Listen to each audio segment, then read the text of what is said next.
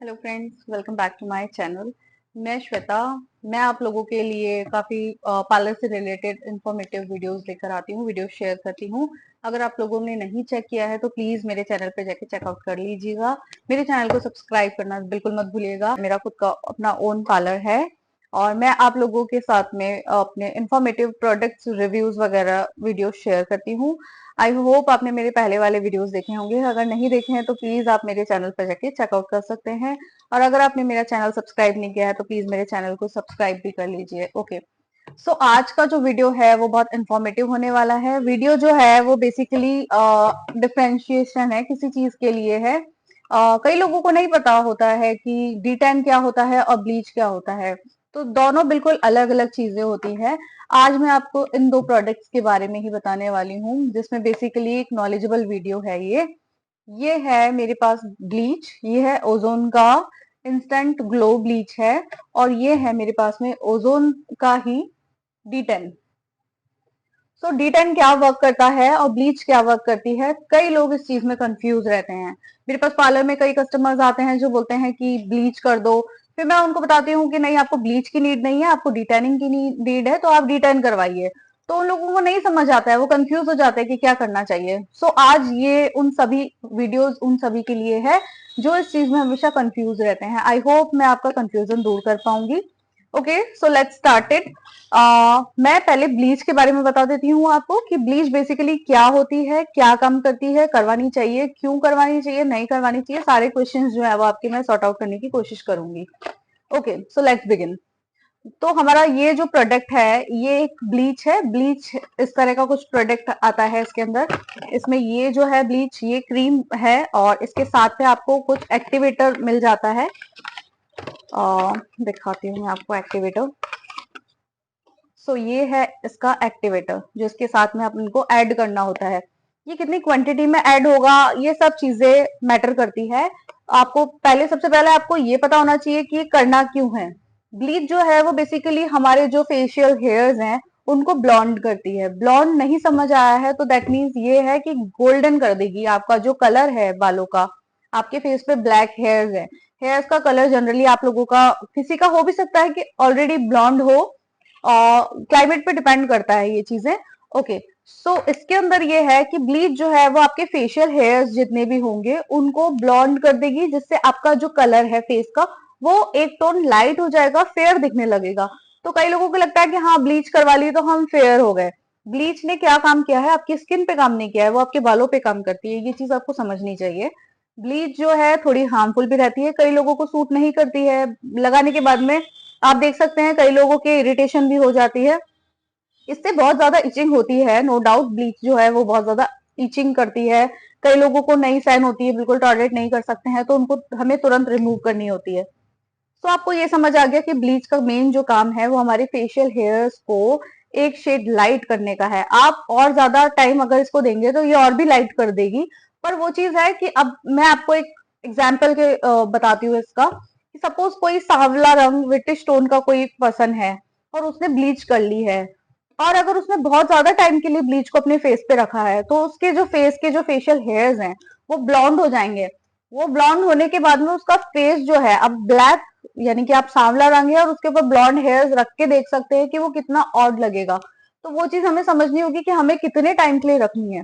ये चीज बहुत मैटर करती है। कई लोग इस चीज में गलती करते हैं, बहुत ज्यादा फेयर हो जाएंगे तो 10-15 मिनट आराम से रख लेते हैं, जबकि ऐसा नहीं होता है। ब्लीच जो है अगर आप फेयर पर्सन पे यूज कर रहे हैं तो आप 10 मिनट रख सकते हैं, उससे थोड़ा ज्यादा 15 मिनट रख सकते हैं लास्ट। इसके बाद अगर आप थोड़ा विटिश टोन पे, मीडियम स्किन पे काम कर रहे हैं ब्लीच से, तो आप उसको 5 से 10 मिनट रखिए। और अगर आप डार्क स्किन पे काम कर रहे हैं तो इसके अंदर आपको चेक करना होगा, बार बार आपको चेक करना है। डिपेंड करता है कि आपने कितना टाइम दिया है उसको, और फिर अगर वो टोन आ गया है कि यहाँ लाइट हो गए हैं बाल, तो आप उसे रिमूव कर सकते हैं। तो मैं मानती हूँ 5 से 7 मिनट इनफ होते हैं। एक्टिवेटर भी हमें कितना यूज करना होता है वो चीज भी है, वो क्वांटिटी पे डिपेंड करता है कि आपने ब्लीच क्रीम कितना यूज किया है। आप अगर एक बाउल के अंदर आप 2 स्पैचुला लेते हैं तो 2 स्पैचुला का मतलब है 2 चिमटी, यानी कि आप 2 पिंच इस तरीके से ब्लीच पाउडर लेके और उसे उसमें डाल सकते हैं। इसका रेशियो मैं तो यही यूज करती हूँ, मैं इसी रेशियो से काम करती हूँ इस पे। आप लोगों को अगर और इसके अलावा कोई और चीज पता है, कोई और मेथड है आपका यूज करने का, तो आप मुझे कमेंट सेक्शन में कमेंट करके जरूर बताइएगा। सो आपको ये समझ में आ गया होगा कि ब्लीच को कैसे। और हाँ, एक सबसे इम्पोर्टेंट चीज इसके अंदर ये रह जाती है कि इससे आप अच्छे से मिक्स करेंगे। इसके जो एक्टिवेटर है, अगर वो आपने अच्छे से मिक्स नहीं किया है स्पैचुला से, बहुत अच्छे से उसको आपको मिक्स करना है ब्लीच में, वो ब्लीच क्रीम में बिल्कुल अच्छे से इसका जो इसके जो पार्टिकल्स हैं वो बिल्कुल उसमें मेल्ट हो जाने चाहिए। इस तरीके से आपको उसे मिक्स करना होता है। कई लोग नहीं करते हैं, तो वो जो इसके ब्लीच के एक्टिवेटर के जो पार्टिकल्स हैं वो अपने फेस पे रह जाते हैं, और फिर वो वहां अपना रिएक्शन देते हैं, जिससे कई लोगों के फेस पे इचिंग ज्यादा होने लग जाती है, कई लोगों के रैशेज हो जाते हैं। तो इन चीजों का आपको ध्यान रखना है। ओके, सो नेक्स्ट प्रोडक्ट के बारे में मैं बताऊंगी अब आपको, जो कि है D10। D10 बेसिकली क्या काम करता है? D10 जो होता है हमारे फेस पे या जहां भी स्किन के जो भी पार्ट पे आप उसे यूज कर रहे हैं, टैनिंग को रिमूव करता है। टैनिंग यानी कि धूप से होने वाली जो भी टैन है हमारे फेस पे, बॉडी पे कहीं भी हो जाती है, आप इसे बॉडी के किसी भी पार्ट पे यूज कर सकते हैं। सेम एज आप ब्लीच को भी बॉडी के किसी भी पार्ट पे यूज कर सकते हैं, कोई फर्क नहीं है। बस ये है कि D10 जो है वो इतना इरिटेटिंग नहीं होता है, आपको इतनी इचिंग नहीं होगी D10 से। और आप इसे जो है, इसका जो यूज तरीका है करने का वो ये है कि आप अलग अलग टाइप से आते हैं। आप मैं D10 के और भी प्रोडक्ट्स जो आते हैं, D10 की वैरायटीज जो है, ब्रांड्स है, उसके बारे में अलग से वीडियो जरूर शेयर करूंगी। अभी हम ओजोन के बारे में बात कर रहे हैं, तो इसका जो प्रोसेस होता है वो ये है कि आप इसे अप्लाई करेंगे अपने फेस पे। आप इसकी एक लेयर अप्लाई करेंगे, और फिर आपको उस लेयर को कम से कम 20 मिनट तक अपने फेस पे ऐसे ही छोड़ना है। और उसके बाद जब आप इसे रिमूव करेंगे, फेस पैक की तरह लगाना है।